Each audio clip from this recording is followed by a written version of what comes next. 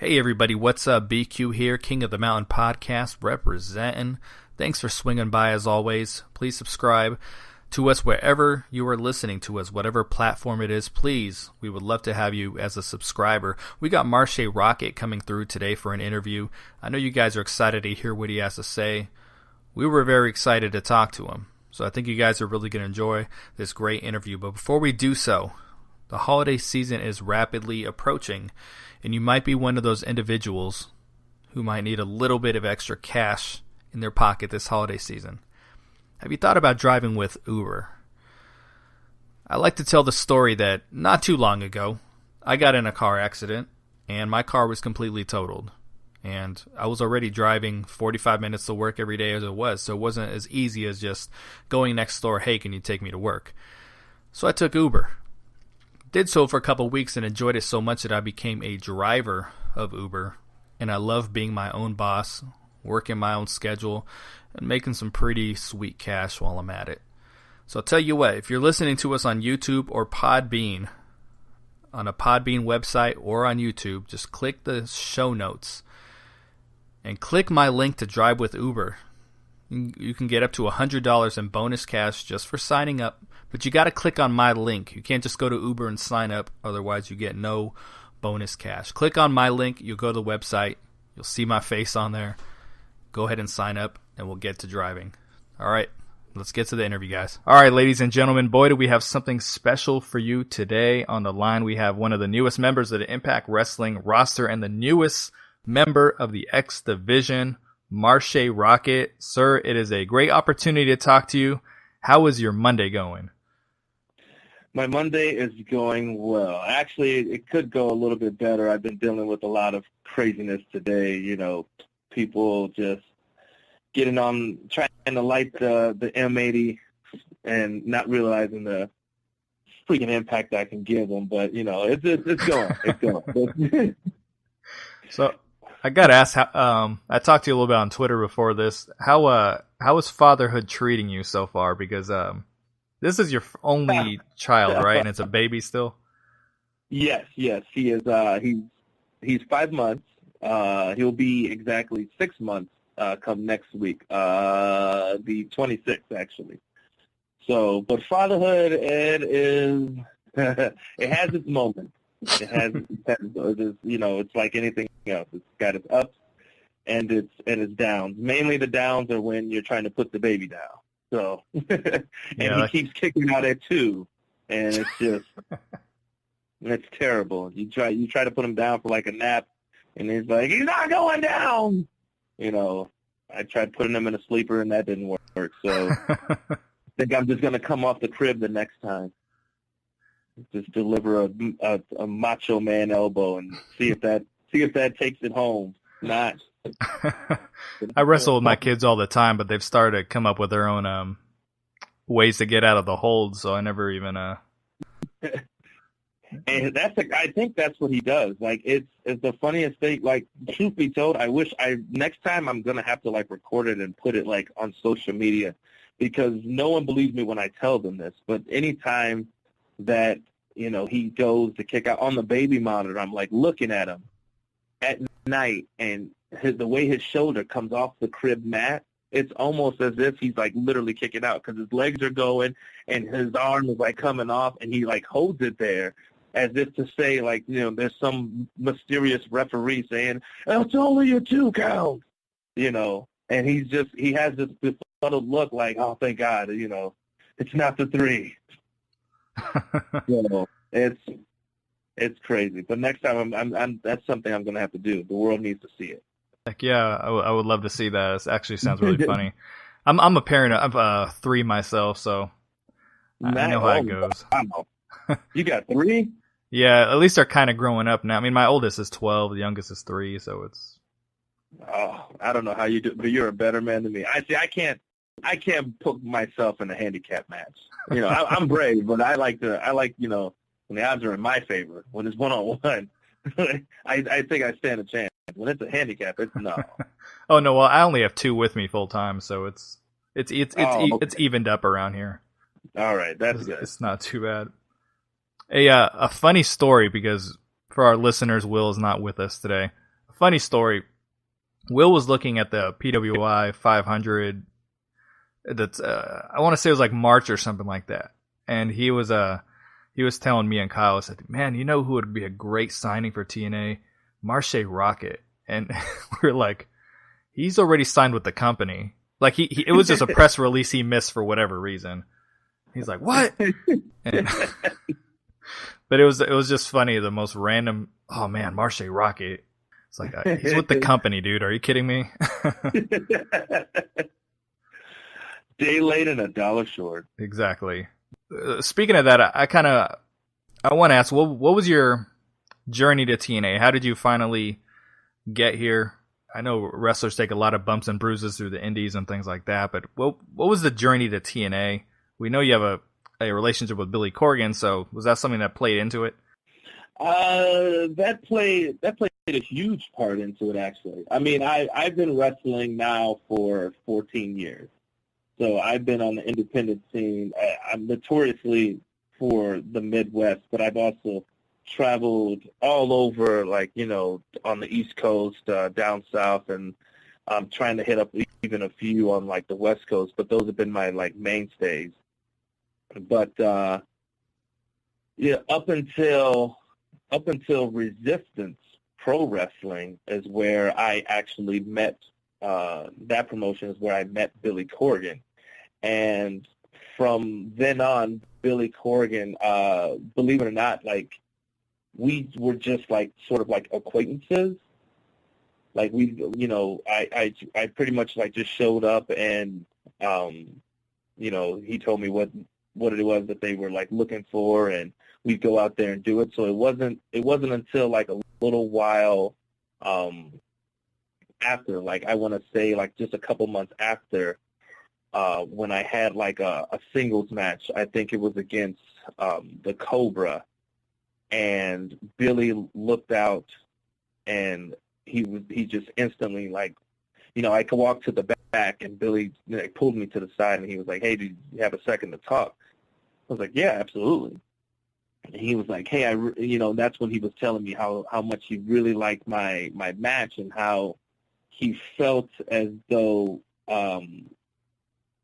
you know, being in a tag team probably wouldn't be suitable for me. He felt like I would be better off as a single star. So that's when he started his own, his own, I want to say, his own path to try to get me to be seen more as a single star than as a tag team. So he said that I would stick with the Soul Toucher group, who I came into that promotion with, but I would be affiliated with them, but he wanted me solely to be a single star. And I love the way Billy's mind was in that promotion, because he had a new, different, creative way to help shine me and to the new public eye, and it started to get, like, a following, and I started to get even more exposure from it. And so, because he knew where I wanted to go with the business, I just didn't want to stick to the independents. I wanted to broaden my horizons. I wanted to make it in a major promotion. At the time, of course, I was trying to go to New York, but several tryouts with them ended in there not being opportunities at the time for whatever reason. And, you know, they say, "Oh, everything happens for a reason." Well, it was right up until once Billy left that promotion, and shortly after, he told me, he was like, "Hey, I have other things in the works, and if everything works out accordingly, I want to invite you to come, you know, to come down and have a group of people see if that's okay." Now, he didn't tell me exactly who these group of people were, but I was like, okay, you know, it's Billy Corgan. At the time, I was actually, like, thinking to myself, you know, he's got a lot going on. He's got his music. He's the big rock star. You know, if he remembers me, awesome. If not, like, you know, I completely understood, you know, because I was just still doing, like, the independence. I had my own things going, and his world was a lot bigger than mine. But it wasn't until like a couple months at the end of 2015 when he told me, "Hey, heads up, you might be getting a call soon, and asking me if I had any old footage of, of any single matches that I might be able to send him, because he wanted to give it to like the people down in TNA." And I gave him one match in particular that I liked. Actually, it was a match between me versus Al Snow, and from there he used that match to show that to the people in talent relations, and they absolutely were thrilled and loved it and actually wanted to see more. And it wasn't until March of this year when he said, "All right, they want to come down. They want you to come down, and they want to see you live." And after I sat up there and had done that tryout, I was asked to go to in their office. Once I was like, toweled and back into my regular clothes and everything, and that's when they had the contract for ready for me to sign. How difficult was it waiting for the debut? So you mentioned signing back in March, and then we just got the debut here in October, which I was there for, by the way. I live in northern Florida, and I headed down to Orlando for Bound for Glory in the first night of taping. So I was there for your debut, so I got some good pictures of you. I was really happy to see you just come out. I just see you walk out the Helms Dynasty. I was like, oh, shit. Yeah, everybody. It was a long time waiting. But, again, all good things come to those who wait. Was it a creative thing? Because we talk about it on the podcast a lot. This year in 2016, TNA doesn't do stuff just for the sake of doing it. Every angle seems to have, and every match seems to have a purpose or a reason. So maybe in another company where you might just see a random person debut with no backstory, story period, TNA doesn't really do that. So was it a creative thing? We're not really sure how to bring you on yet, or was it something else? It was definitely a creative thing. There were so many possible scenarios, so I think what was difficult on their part was just trying to pick the right one, because there was a lot of times where they were just like, well, we think he should go this way. Well, he's so diverse, like we can pretty much throw him anywhere. So a lot of the times it was I would get one side where they're leaning towards, and then it would turn around, and by the next time, creative came back up, they said, I think we're going to go a different route. Like, that sounded good on paper, but we think that it'd be better to do this with you. So, but, knowing like me, I was just happy just to be signed. I knew that when the timing was right, they let me know, and I just had to make sure that on my part that I was just ready to go. And also too, like with me back in June with just having the birth of my son, I had asked TNA if they wouldn't mind giving me some time to get my house in order before even pursuing TV and stuff like that, because trying to juggle the two, good Lord only gives you so much to handle, but my God, it was mad chaos. Trying to train, still do independence, now the whole TNA thing, and then now becoming a new dad, it was just my God. Right. Stop it. My head was spinning, ridiculously. You debuted as a member of the X Division, and there are a lot of opinions on the internet about what the X Division should be and what it shouldn't be. So I'm curious, what does the X Division represent to you, or what is it? I don't know that it's the same X Division that it once was, that the goal is the same. So what's it represent to you? Well, I think that what it represents to me is that the X Division is actually changing. You see, just sort of like, give you an example, like football. In the old days of the quarterbacks, like, Joe Montana, Brett Favre, those were big, or even the Walter, or even the Peyton Mannings. Those were big guys, but they weren't like linebacker big, Now you fast forward a little bit. Now you look at the Cam Newton, like they're as big as the linebackers that's blocking them. Like, so even that game is changing. The same can be said about the X Division. The X Division in the past was all about guys who were small in stature but had incredible athleticism and speed. Now, looking at athletes like me, that's not the case anymore, where you can be a big guy, athletic, have power and speed. I mean, even not even just going back to like the Samoa Joe.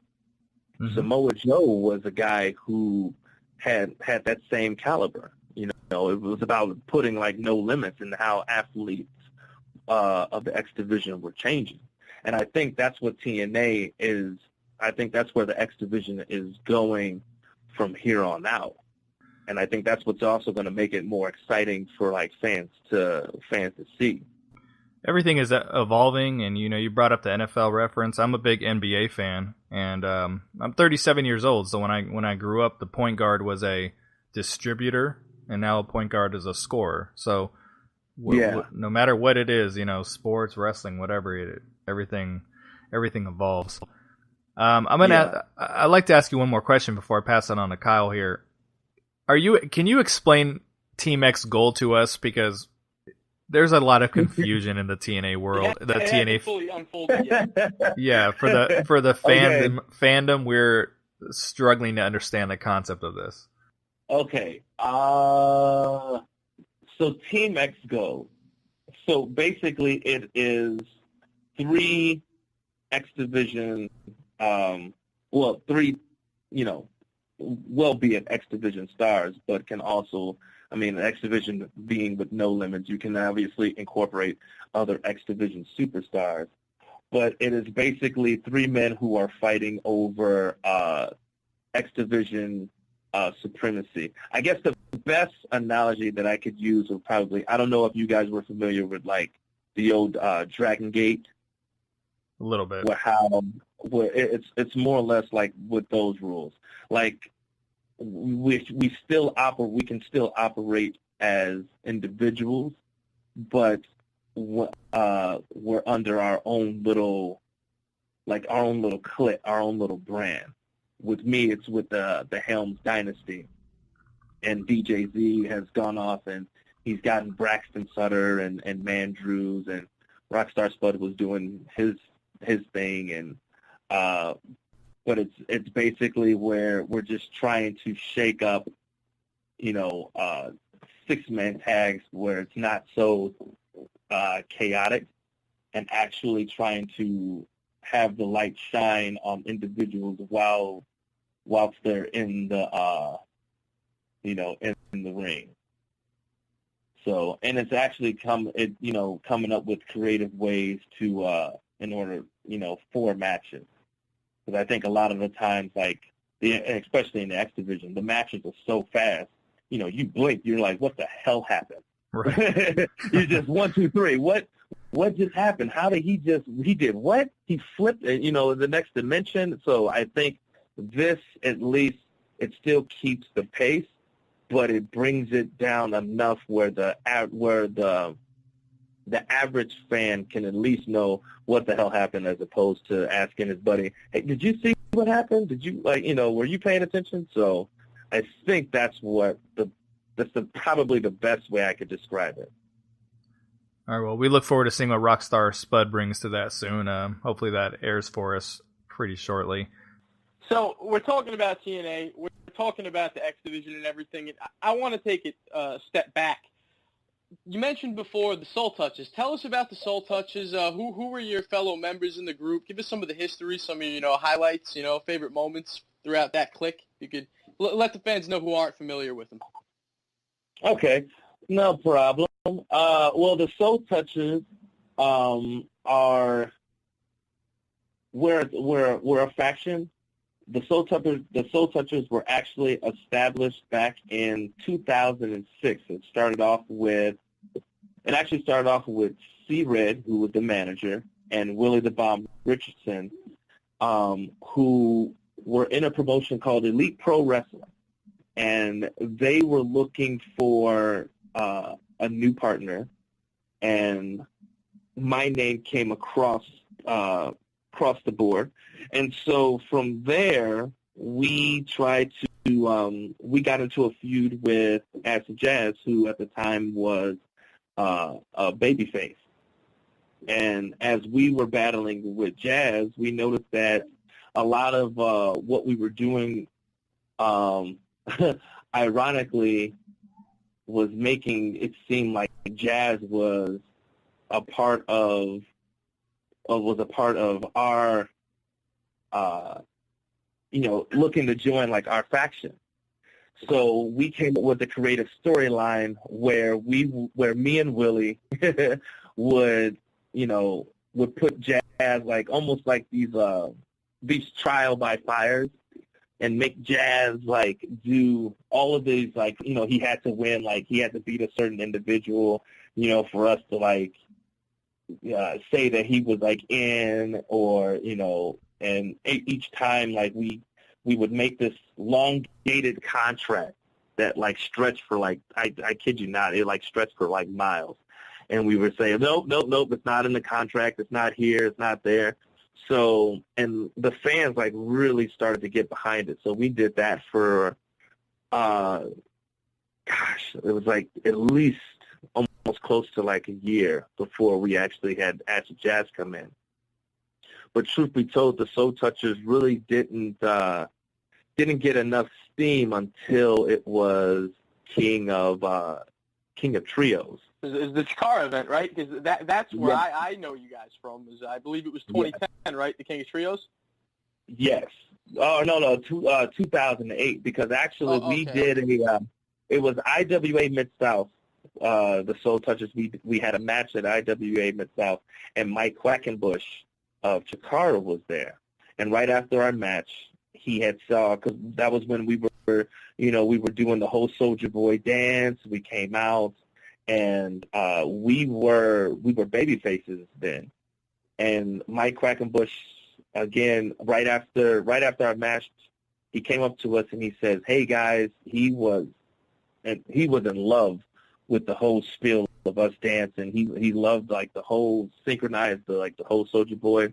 He was thrilled by it, and that's where we got our invite to the first King of Trios back in 2008, when Mike met up with us after our match on that show. And from there, we went to King of Trios, and the first match where we were victorious in, it was good, but then Mike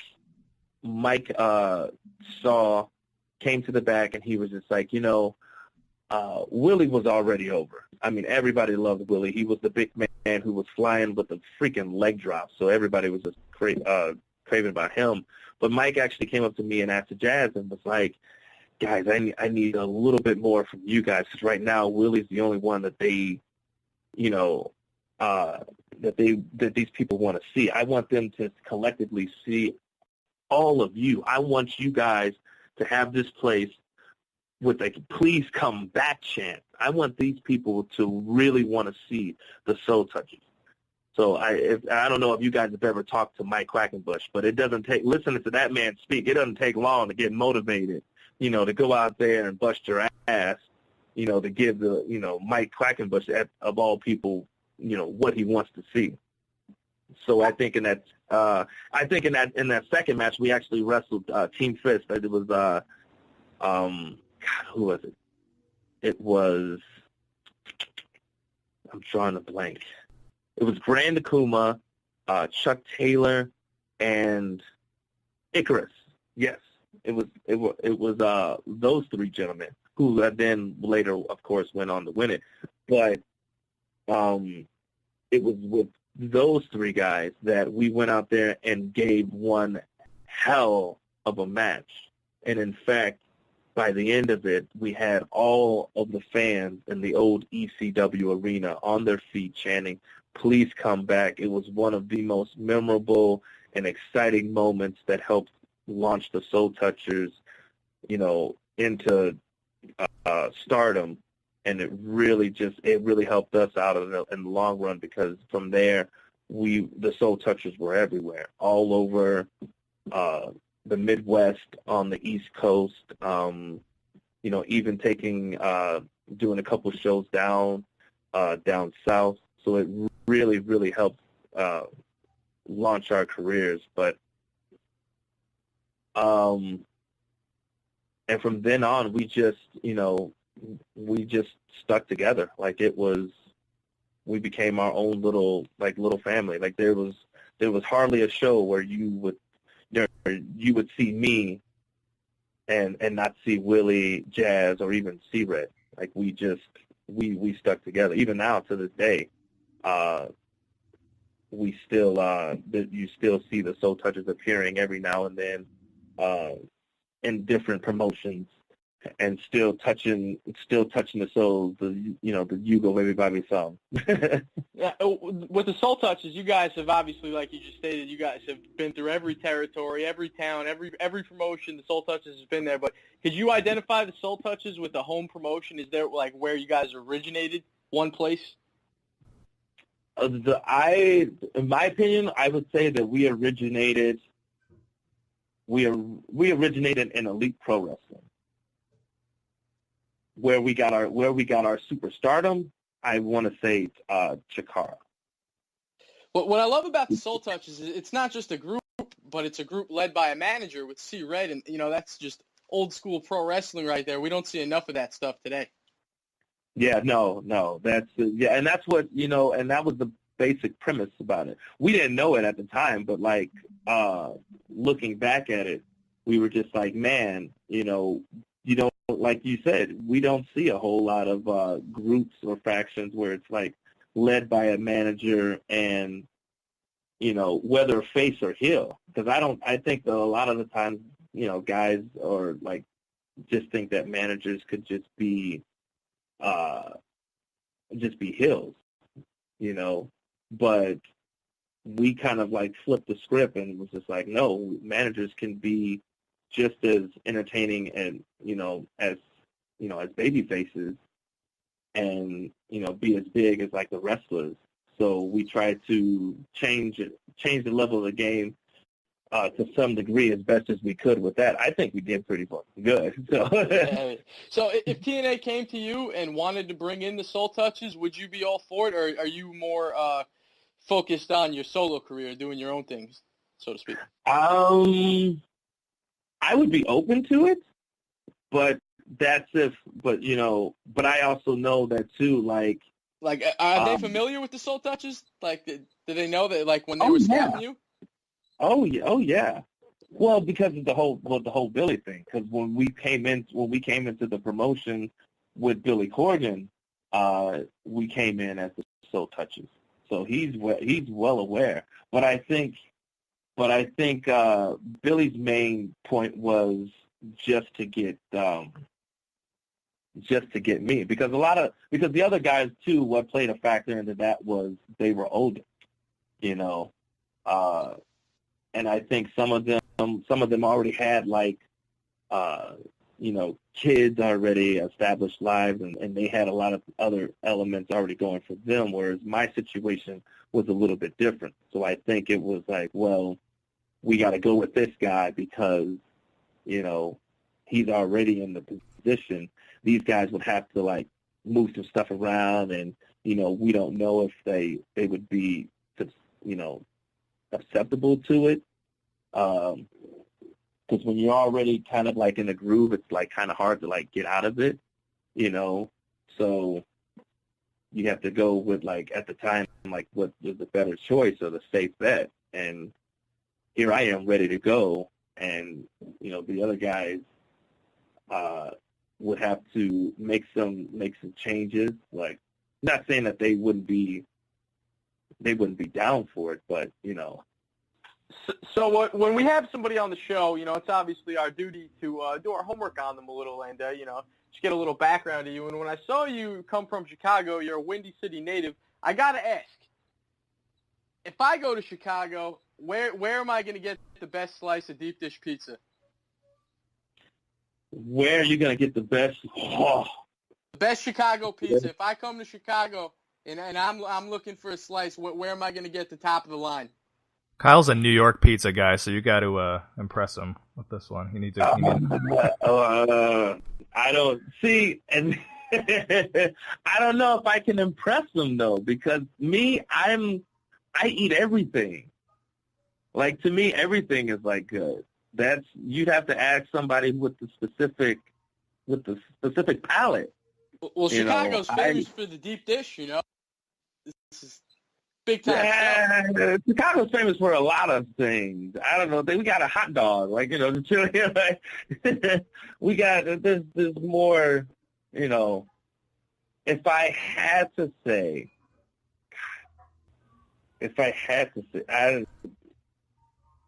I don't even know. I eat everything. I pig out. I mean, you've seen me on the damn television. What, like, like, I'm eating everything that's underneath. If it's good, it's in my stomach already. M80 is not missing any meals. Exactly. No, you got to keep the M80 lit, man. You got to be ready to explode at the drop of a dime. So we're gonna get into the lightning round questions here. BQ, drop us with some lightning round. Yeah, we're going to wrap it up. We're going to go with 5 quick questions. And I just moved from Illinois a year and a half ago, but I lived in southern Illinois. And I drove to Chicago 2 or 3 times, and I never had a slice of pizza. So shame on me for that one. Oh, man, you're missing out. So we're going to ask 5 quick questions here and then wrap it up with you. So, all right. First one, dream opponent. Ooh, for TNA. Dream opponent, Jeff Hardy. Favorite person you have worked with? Could be against or as a team. Favorite person I have worked with? I will have to go with DJZ. All right, so next, this kind of goes hand in hand with the first one a little bit, but Jeff Hardy's your dream opponent, but if you realistically were booking Impact Wrestling next week, who would you want to get in the ring with? Who would I want to get? How many do I get to pick? However many. I have a list of Cody, Miracle, Aaron Rex, and I will say EC3. All right. Next one, Moose or Bobby Lashley? Ooh, that's a tough one.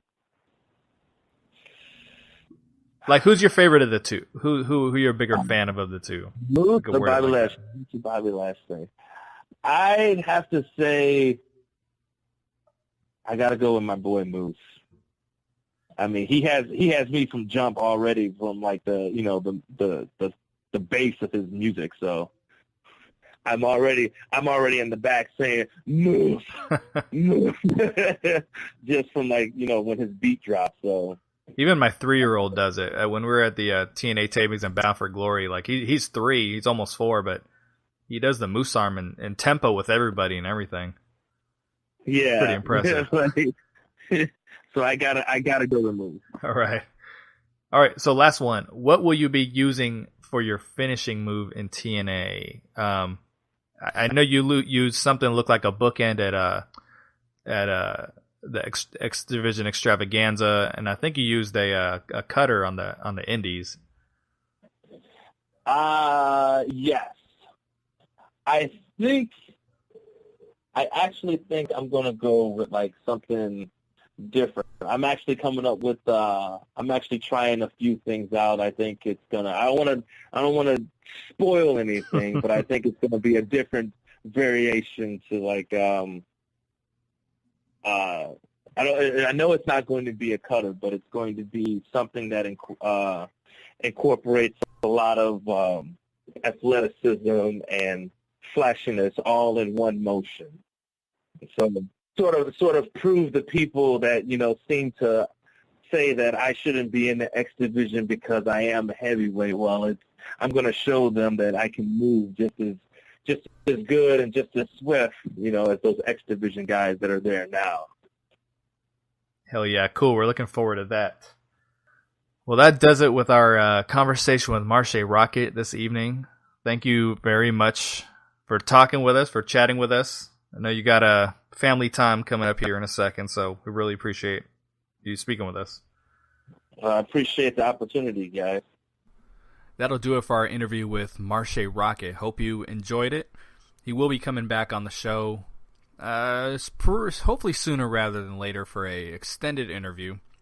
Maybe we'll take some more of your questions, take phone calls, you know what I'm saying? Maybe have a little bit more fun with it. So don't forget to check out King of the Mountain podcast every week, reviewing Impact Wrestling, and we will talk to you guys soon.